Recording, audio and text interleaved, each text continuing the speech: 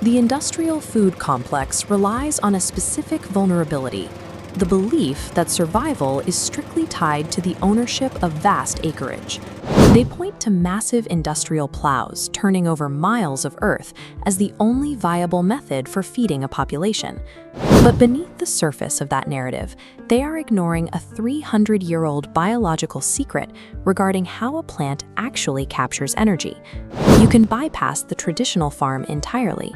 By assembling a $15 plant gastronomy lab, you can establish a decentralized source of high-density nutrition within your own home.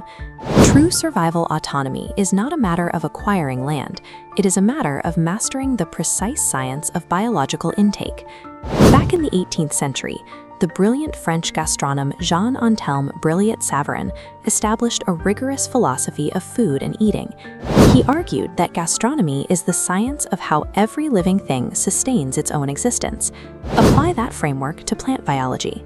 Vegetables are living entities equipped with highly selective mechanisms in their roots, designed to identify and absorb specific elements for nourishment.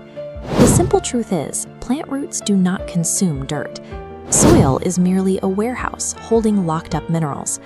The root system is designed to ignore the solid earth and extract these minerals only once they have been dissolved into a water solution. By shifting your perspective from farming the earth to managing the solution, land quality is no longer a barrier to entry.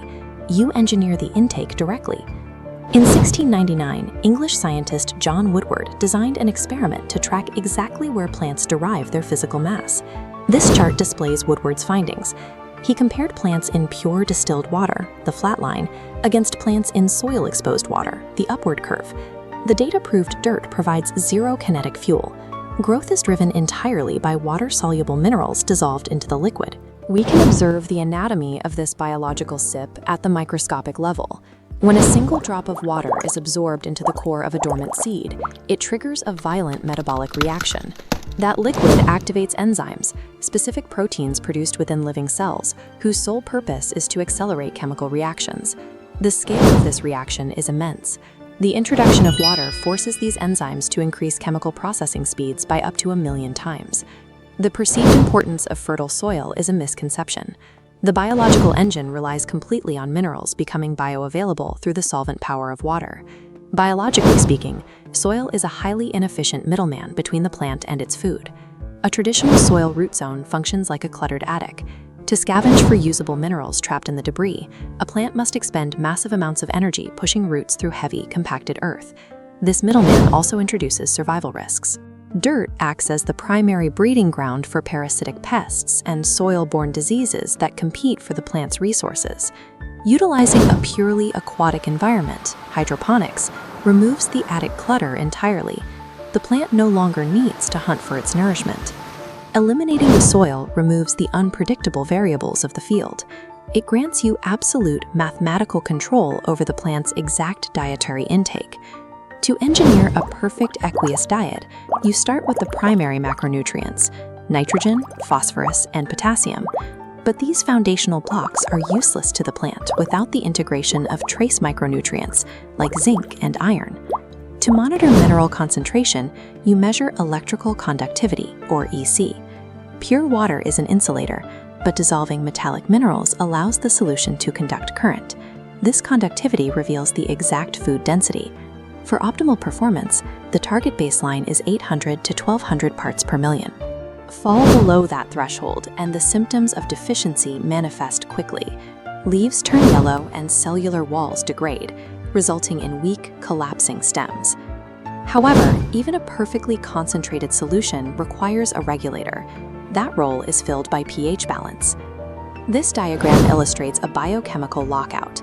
If the pH of your water is too acidic or too alkaline, the molecular structure of the minerals binds together. The plant will starve while sitting in a nutrient-rich solution because it cannot physically process the locked minerals. Municipal water varies by region. A case study in Lincoln, Nebraska showed tap water heavily skewed alkaline. To correct this, you execute simple household chemistry, diluting the water or adjusting the pH using precise ratios of Epsom salts or baking soda. This is not casual gardening. It is precise chemical engineering that guarantees a stable food supply regardless of your geographic location. We can translate this biochemistry into a functional physical build. This is the simple jar system, a basic form of deep water culture using a common quart-sized wide-mouth canning jar. The initial loadout requires precision. You submerge exactly 1.5 tablespoons of raw seeds in water and allow the seeds to soak overnight. Next is the draining stage. Invert the jar at a downward angle, purging water while taking in atmospheric oxygen. Success demands frequent rinsing, moisture control, and stable room temperatures. Finally, exposure to indirect sunlight triggers the sprouts to synthesize remaining nutrients into bioavailable tissue. You harvest the yield mechanically. High-pressure water washes away the empty seed holes through a colander, leaving only clean, mature sprouts. This system produces high-density nutrition with zero pumps, zero electricity, and no requirement for arable land. By mastering the science of plant gastronomy, you have untethered your survival from the quality of the soil beneath you. The engineered waterworks performs the metabolic labor, so you don't have to.